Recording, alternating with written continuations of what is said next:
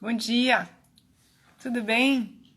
Hoje eu e a Marô falaremos sobre dilema. Todos nós passamos por dilemas na vida, uns maiores, outros menores, e que precisamos escolher. Então, a gente quer te convidar aqui para bater esse papo, ter essa reflexão a respeito de dilemas que nós temos nas nossas vidas. O que está acontecendo hoje nesse mundo? As coisas todas que eu tenho passado, você tem passado, o mundo tem passado, e, e aí eu preciso fazer escolhas. Que escolhas que eu faço, né, no meu dia? Como que eu faço? Como que eu tomo uma decisão? Quais são as questões todas que me envolvem para tomar uma decisão? O que eu penso para tomar?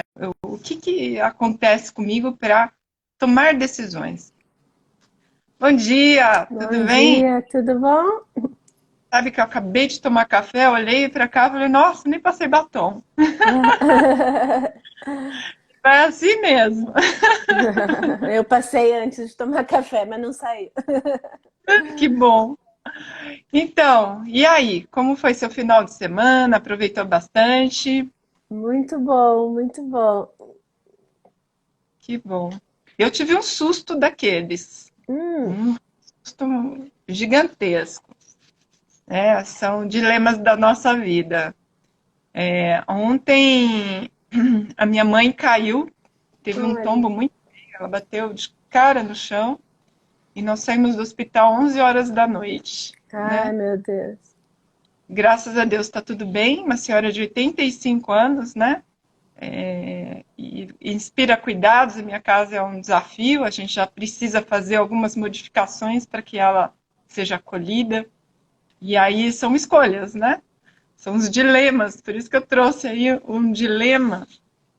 Quais são esses dilemas, né?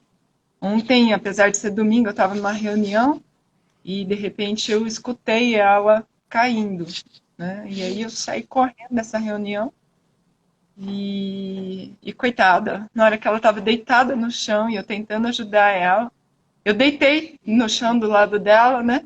E falei assim, mãe, até você ficar bem, eu fico aqui deitada no chão com você, né? Batendo um papo. E ela falou assim, olha só, vai trabalhar, eu atrapalhei sua reunião. Eu comecei a rir, eu falei assim, mãe, isso não tem nem o que discutir, sabe? Isso daqui é algo que a gente não tem o que discutir. Imagina, você é a prioridade agora, nesse momento, né? E foi engraçado ao mesmo tempo, porque quando ela estava deitadinha no chão, eu deitei no chão, meu marido foi lá, pegou uma almofada para ela deitar a cabeça, para ela se acalmar. E eu fiquei deitada no chão, olhando para ela, dentro dos olhos, e dizendo para ela: escuta, eu vou ficar aqui com você até a hora que você achar melhor, que você queira levantar e que você esteja disposta, né? Então, como isso tem a ver com empatia, né? Como que você demonstra ao outro, como que você o recebe quando você o acolhe, quando você o abraça, como você faz isso. É a mesma coisa uma criança, quando você vai conversar com ela, baixa, né? Fica na altura dos olhos, conversa com ela na altura dos olhos e esse é um amor, assim. E aí ela, eu tô te dando trabalho, tô te dando trabalho, eu vim aqui te dar trabalho. Eu falei assim, olha, para mim é um prazer. Você imagina, seria um trabalho se você estivesse na tua casa e tivesse caído lá. Aí Sozinha, sim, né? porque eu não estaria lá com você. Aqui não, aqui eu posso te abraçar, eu posso te acolher, eu posso te levar para os lugares, né? Eu posso estar junto com você. Então, isso para mim não tem preço. E aí, quais são os dilemas da nossa vida, né? Quando os nossos pais, que são nossos heróis, envelhecem, ficam doentes ou simplesmente envelhecem, né? Porque ela tem uma saúde de ferro, graças a Deus, mas envelhecem, né? A gente também envelhece. Eu falei para ela, eu também tô velho, né? A cada dia mais. E ontem eu vi um vídeo muito legal de uma pessoa da Transpessoal, da Unipaz, que é a Dulce Magalhães, maravilhosa, falando sobre morte. né? Então, a única certeza que nós temos é que a gente vai morrer. Então, assim, o que, que me impulsiona nesse estar vivo? Eu sou convidada a focar sempre na solução. Então, como que eu posso ter uma vida maravilhosa e perfeita, entre aspas, né? É que nem outro dia eu virei pro meu marido e falei, para mim você é perfeito. Ele falou, opa, pera lá. Como assim? Eu falei, para mim você é perfeito. Né? Então, assim, tem pessoas que são perfeitas pra gente, né? Não significa que elas sejam perfeitas, porque nós somos imperfeitos. Mas, diante de dilemas, quais escolhas que eu faço? Eu faço que tipo de escolha? Faço escolhas a partir do quê, Maru? Do que você acha que a gente pode fazer as nossas escolhas aí no meio de dilemas que a gente encontra pela vida? Primeiro um abraço bem apertado na sua mãe, que ela esteja bem agora. E às vezes, como que a vida, né? Você que fala sempre disso, como é que a vida nos dá, às vezes, esses sustos, né? Esse chacoalhão para a gente, olha, peraí, você tá vendo o que que é importante, né? Você tá olhando. Eu lembro uma vez que eu estava enlouquecida com muita coisa, muito trabalho, tava, saí com o Antônio para ir na padaria, falei, não, vamos tomar um café na padaria, aqui perto de casa e tal.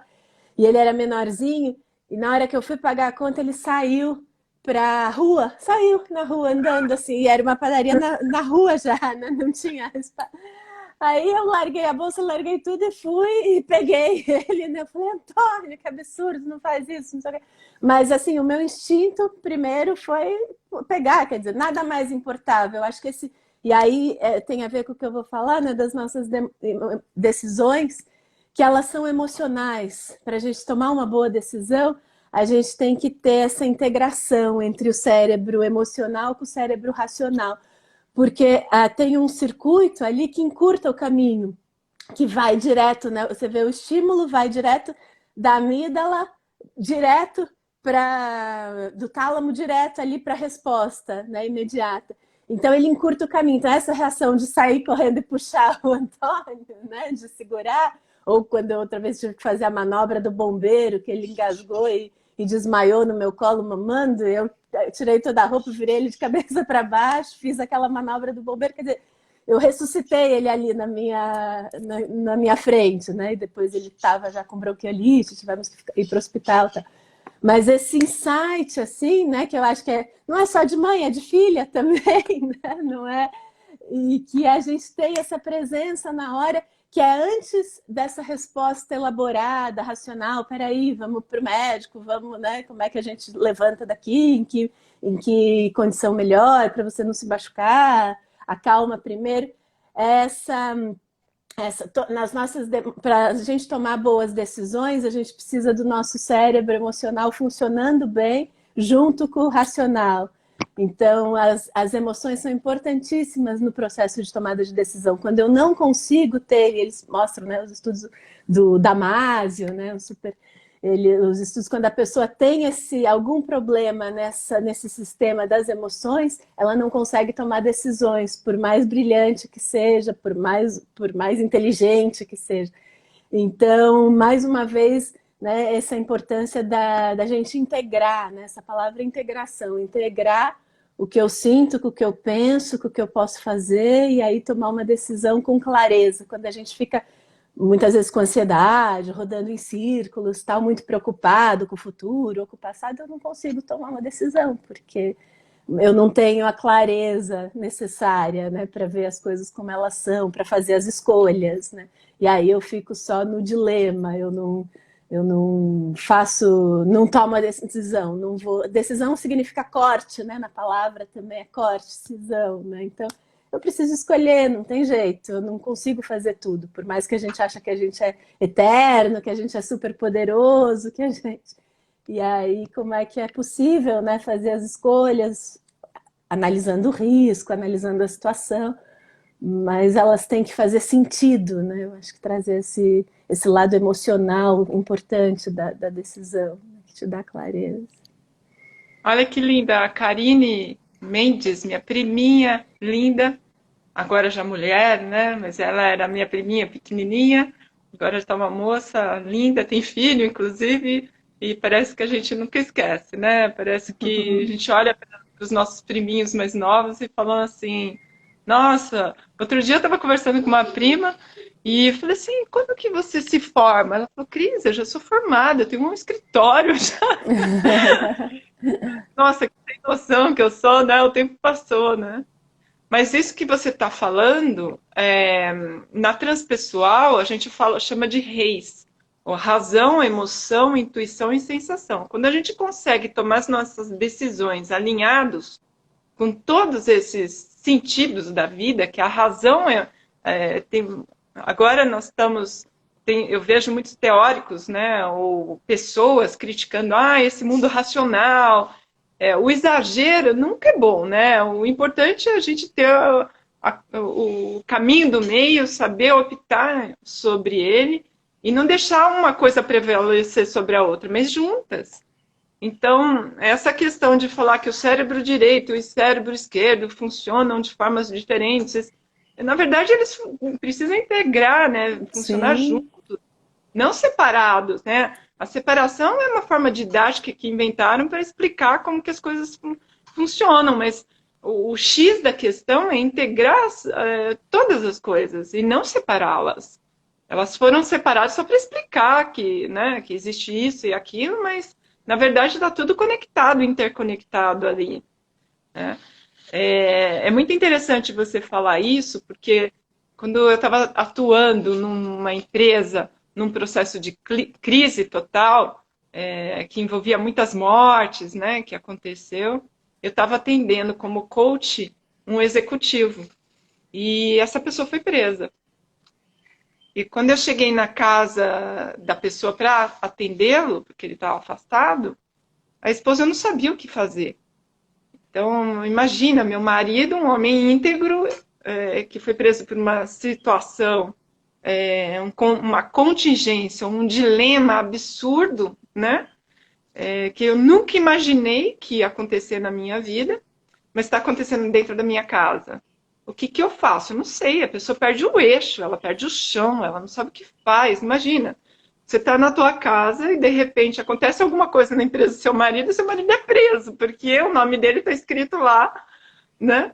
Ele é responsável por uma série de coisas, de pessoas, e você chega em casa e fala assim, nossa, e agora, né? O que, que é isso? Porque são pessoas honestas que trabalham, né? E que, pelo um azar aí do destino, acabaram sendo colocados nesse dilema e foram levados para essa situação, né? Eu cheguei na casa e falei, olha, usando a razão, olha, você precisa disso, daquilo, me dá a lista, vamos junto, e e consegui trazer ela para a razão, né? Agora tem que agir, tem que fazer, tem que direcionar, tem que. Você agora tem que ir, não tem jeito, eu tenho que ir aqui, né? Agora é você, não é mais ninguém. Ali você tem que capitanear todas essas energias e tomar a frente, né?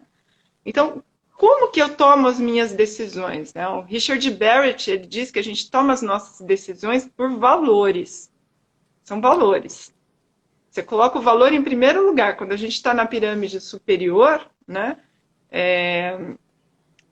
Quando ele fala dessa transmutação, não sei se vocês conhecem, Richard Barrett, ele usa como o início dos níveis de consciência, os três primeiros níveis, né, que é sobrevivência, depois relação, depois relacionamentos, depois autoestima, transformação, aí vai subindo até a escala 7, né? As três primeiras faixas do nível de consciência, eu ainda ajo sobre o medo. Da quarta para cima, eu ajo em cima dos meus valores. O que, que significa isso? Nos níveis mais inferiores dessa pirâmide, quando eu ajo pelo medo, significa que eu estou inconsciente, eu estou com foco muito no meu umbigo, eu paro de olhar para o todo. Eu começo a olhar só para o meu umbigo, para as minhas únicas necessidades. Isso é ruim olhar para as minhas necessidades? De forma alguma. Acho que nós temos que olhar para as nossas necessidades, mas se eu fico 100% focado apenas nas minhas necessidades e esqueço do mundo, aí eu estou agindo pelo medo, né? Eu estou agindo por interesse próprio, eu estou agindo esquecendo do meu olhar de compaixão ou de olhar de ser humano mesmo, consciente, sem os estímulos externos, mas olhando para o todo. Então, quando a gente fala desse nível de consciência do 4 para cima, significa que eu paro de olhar para o medo, olho para os meus valores para tomar decisão. Então, por exemplo, num dilema, se eu chego num lugar, como eu já fui, por exemplo, assistente social de um hospital, né? Uma vez entrou um senhor com uma criancinha de 4 anos de idade nas mãos, e falou assim para mim: ressuscita ela para mim, por favor. Né? A criança tinha morrido, já estava morta, e ele desesperado me pedindo uma situação como essa. Como que eu uso os meus valores nesse momento? Eu tenho primeiro que tirar da frente qualquer situação, ou tenho que tentar apoiar aquela pessoa naquele estado de crise para ela quietar e direcionar a situação e dar uma solução para aquilo, né? Então, no primeiro momento, eu tiro a criança, levo para os médicos e peço, por favor, para me ajudar com isso. Volto para a família e escuto empaticamente. Quando assistente social ainda, um senhor entrou na minha sala, eu estava quieta, escrevendo, fazendo um laudo, né, de uma situação. Ele entrou extremamente nervoso, gritando comigo, jogou a carteira dele no chão, começou a gritar, né? Eu não fiz nada, eu continuei sentada na minha mesa. E o que passava na minha cabeça? Ele deve estar com alguma pessoa internada numa situação gravíssima e ele ficou completamente sequestrado pela emoção, né? Então, ele foi sequestrado pelo cérebro aqui reptiliano, que quando a gente fica muito emocional e esquece de congregar, de juntar a razão com a emoção, eu fico sequestrado emocionalmente. A emoção, ela me sequestra, ela me tira do meu eixo, né? E eu fiquei quietinha, deixei ele esvaziar toda a bexiga, né? O Fred Kaufman fala isso, deixa a pessoa esvaziar a bexiga, deixa ela falar tudo que ela tem que falar. Deixa ela falando. E eu escutei atentamente, com um olhar amoroso para essa pessoa, tentei abraçá-lo com o meu olhar de calma, de tranquilidade. E aí eu disse, eu quero te ajudar. Eu preciso saber como. Me diga como que eu posso te ajudar. Nessa hora que eu falei, ele desabou em prantos, começou a chorar copiosamente. Eu levantei da minha cadeira, fui até ele, pedi para ele se sentar na cadeira, pedi para minha assistente pegar uma água com açúcar, sentei do lado dele, esperei ele chorar tudo. Eu falei, me diga, o que você está sentindo? Como que eu posso te ajudar? Aí eu descobri que a esposa de 32 anos estava na UTI, à beira da morte. Ele tinha 3 filhos. E ele estava desesperado. Ela tinha um aneurisma. Então, assim, como que você vai brigar com uma pessoa dessa se você não sabe a razão? O que eu poderia ter feito? Chamado segurança, feito um monte de coisa ali, que não ia ajudar em nada. Então, o que eu quero dizer com isso? Às vezes, um amigo, uma pessoa, e a Marô fala isso com muita propriedade, que eu acho muito legal, que hoje os nervos estão aflorados. Hoje, mais do que nada. Tem muita gente sem emprego, tem muita gente com dívida, tem muita gente que não tem dinheiro para comprar comida, né? Então, como que eu posso emprestar o meu ouvido, a minha escuta, para essas pessoas e acolher essas pessoas, né? Muitas vezes, aquele seu amigo grita com você, você fala, mas o que está acontecendo aqui? O que eu fiz para essa pessoa gritar comigo? Possivelmente você não deve ter feito nada. Talvez os medos dessa pessoa tirou ela do eixo, sequestrou ela emocionalmente. Aí você entra num dilema. Eu brigo, eu me posiciono, eu preciso colocar ela no lugar dela, ou respiro, aquieto os eguinhos que estão pulando aqui, né? Que tem muito ego que fica pulando na gente. Não, ela vai ver só, né? Vem a primeira tentativa de agressão também da nossa parte para a gente se defender, né? Que muitas vezes a gente não se prepara para olhar para isso, para dentro da gente, para como que as questões todas estão sendo costuradas lá dentro. Às vezes eu tenho muitas coisas dentro de mim que não estão resolvidas, né? E quando um outro chega com uma posição mais forte ou fazendo algo que você vai contra os teus valores, a possibilidade de você se inflamar e dar uma resposta truncada é muito maior. Eu costumo dizer que, assim, quando está do lado externo, o sentimento, para mim, né, eu não sei quanto a você, Maru, mas quando não me envolve, vamos supor, é um cliente de coaching, eu estou numa sala de treinamento e eu sou desafiada, eu lido muito bem com isso. O grande problema é quando tem uma amiga que toma uma decisão diferente daquela que eu esperava. Então, por exemplo, olha, eu estou na ética e estou tratando a pessoa na ética. Ela começa a duvidar de mim, ela começa a discutir comigo ou falar algumas coisas. Eu falo, mas ela me conhece, como que ela pode ter acreditado nisso, né? Aí dou 2 passinhos para trás e falo, respira. O que isso está pegando em mim? Para que isso está pegando em mim? Mas depois de algum tempo, né? Porque muitas vezes o reptiliano me pega aqui e as emoções ficam à flor da pele. Então, geralmente as pessoas mais emocionais, elas geralmente buscam respostas em coisas que muitas vezes não existem. Ou se existem, estão dentro delas mesmas, né? Então, o convite aqui, quando a gente fala de dilemas, nesse momento, nós estamos enfrentando diversos dilemas. Muitos que a gente fala assim, bom, agora que estava engrenando, né, que as coisas estavam indo, eu tenho amigos que têm empresas que tinham um monte de contrato fechado, veio a pandemia, pronto, acabou, não tem trabalho, né? Eu também tinha uma agenda e, de repente, mas o que a gente vai aprender aqui? Se existem esses dilemas, eu e Marô estamos colocando nosso serviço para todos aqui, com todo o nosso amor, com todo o nosso carinho. A gente está disponibilizando todos os dias de manhã uma reflexão. Então, o que eu posso fazer diante de um dilema? Eu vou focar na solução e não no problema, né? Tem um filme muito antigo do Pat Adams, eu não sei se vocês assistiram, muito tempo atrás, tem uma cena maravilhosa, que ele pega e fala assim, o que você está vendo aqui, né? E põe a mão no rosto da pessoa, assim, bem na frente. Aí a pessoa fala, 4 dedos. Ele fala assim, não, tem muito mais além disso, né? Porque a pessoa estava focando, teoricamente, aqui no problema, né? Se você olha além do problema, você vai ver uma série de outras possibilidades. Então, o convite aqui é para você focar na solução e não no problema. A Laura está dizendo, Cris, se der tempo, eu queria saber mais sobre reptiliano. Sempre ouço falar, mas não sei se entendi. Nós temos aqui uma parte do cérebro, que ele é chamado cérebro reptiliano, ele é tocado pelas emoções.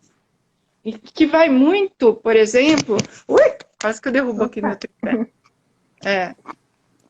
Que vai muito, por exemplo, é um cérebro que foi...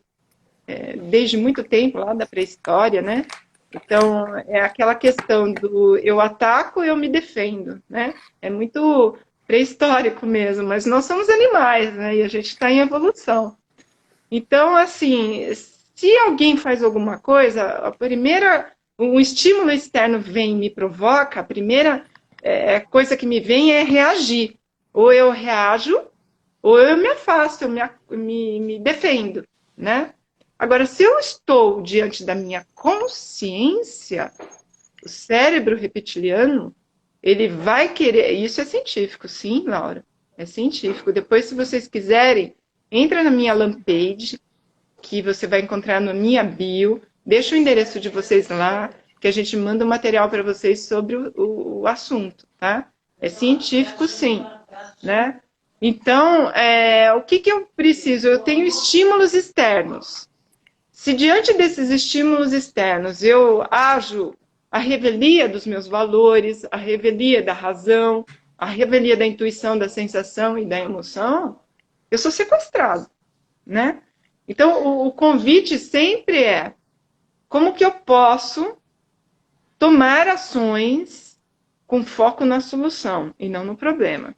Se aquele senhor que jogou a carteira na minha sala, gritando comigo, esbravejando, dando murro na parede, eu chamasse segurança na hora, o que eu faria?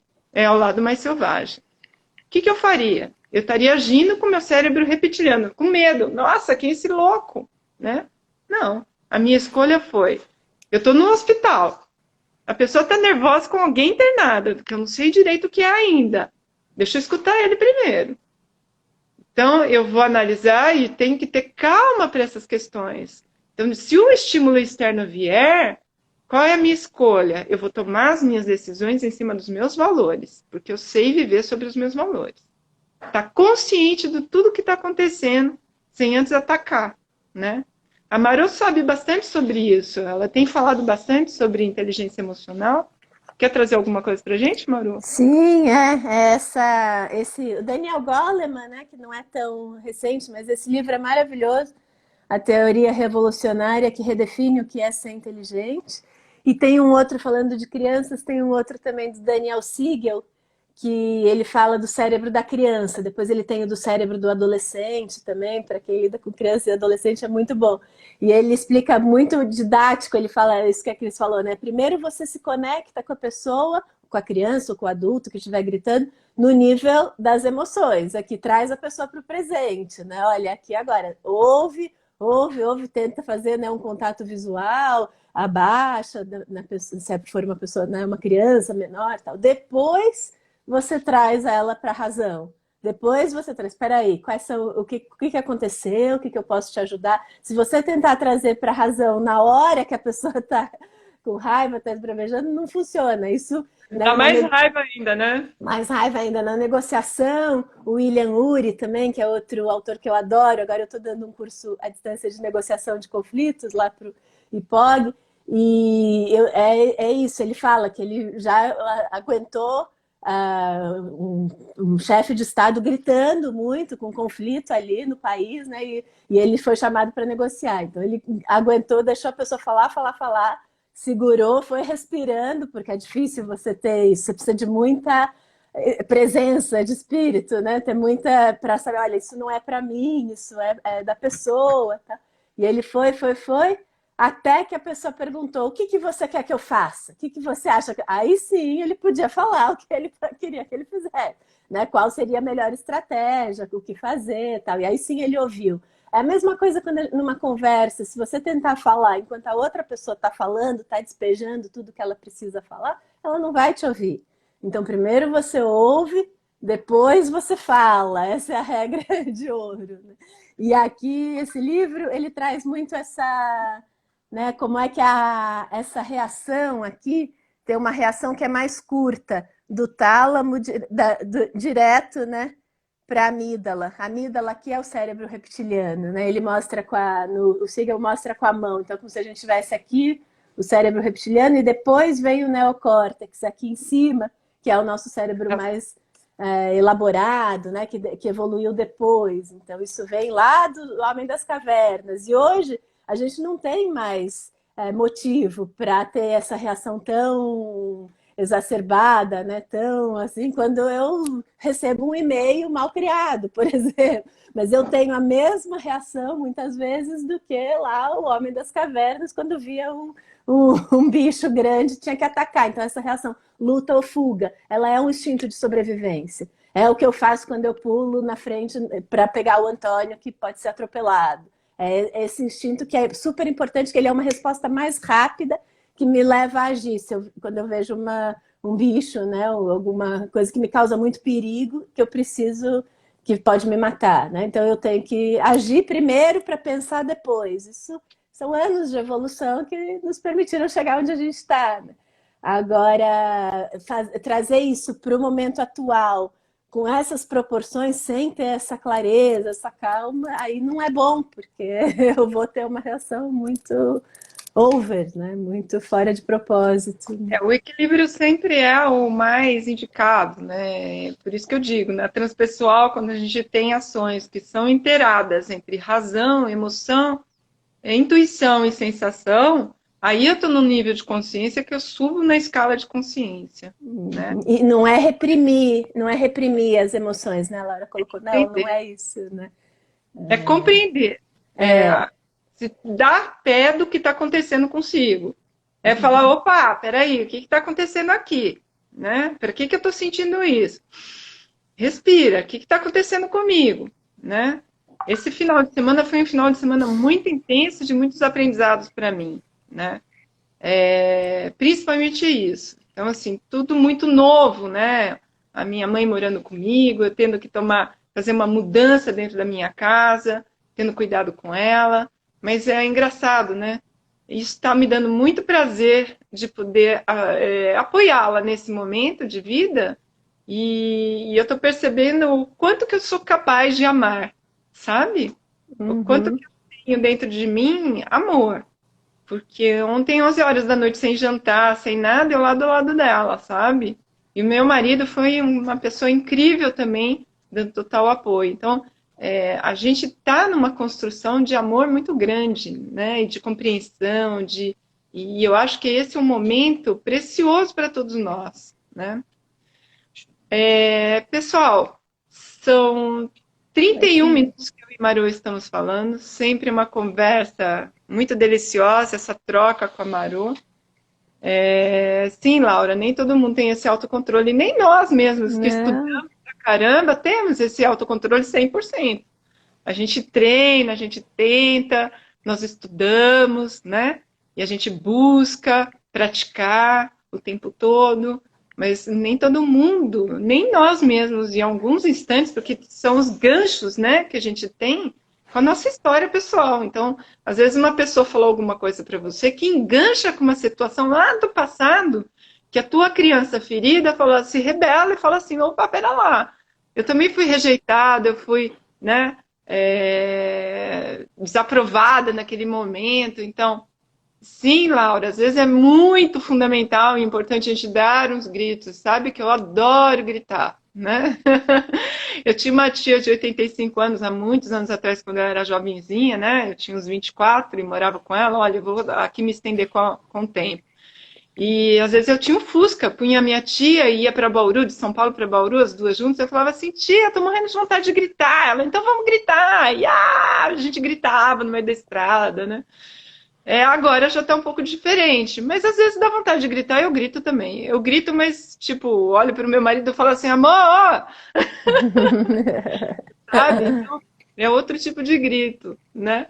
É um grito um pouco mais elaborado, mais consciente. Olha só, eu e Marô adoramos estar aqui com vocês, só que nós escolhemos diminuir a carga, né, de horária, ou seja, nós estaríamos com vocês daqui para diante só de segunda, quarta e sexta no mesmo horário, tá bem? Otávio Castanho, nossa, que lindo! Quanto tempo! Ele era um garotinho quando eu conheci ele, agora está um homem lindo. Então, olha, muito obrigada pela participação de vocês. Se vocês gostaram deste post, a gente pede, por favor, para vocês divulgarem o nosso canal, porque, como eu disse, eu e Marô vamos falar com vocês toda segunda, quarta e sexta agora, então amanhã nós não estaremos com vocês. Eu continuarei divulgando os posts, mas só de segunda, quarta e sexta, das 8 às 8h30, nós estaremos com vocês. Lembra do Fusca? Muito bem. É isso aí, Otávio. Olha, por favor, se vocês gostam do que a gente traz aqui todos os dias, para nós é fundamental que vocês divulguem na sua rede, porque nós temos a intenção de transformar isso num workshop com grande profundidade, falando sobre todos esses temas. Inclusive, nós teremos aqui uma professora de Tai Chi Chuan, que também uma amiga que acabou, olha só como são as sincronicidades, uma amiga que eu não via há 17 anos, A filha mudou, é minha vizinha e ela é uma professora maravilhosa de Tai Chi Chuan. Então, eu a convidei para participar do nosso workshop, Maru, e ela falou, claro que eu vou, adoro. Tem 64 anos, é escaladora, ela pratica Tai Chi Chuan e ela é espetacular. Então, olha, fiquem atentos, porque em breve a gente vai dar notícia aqui de que nós teremos o nosso workshop muito especial e feito com muito amor para vocês, né, Maru?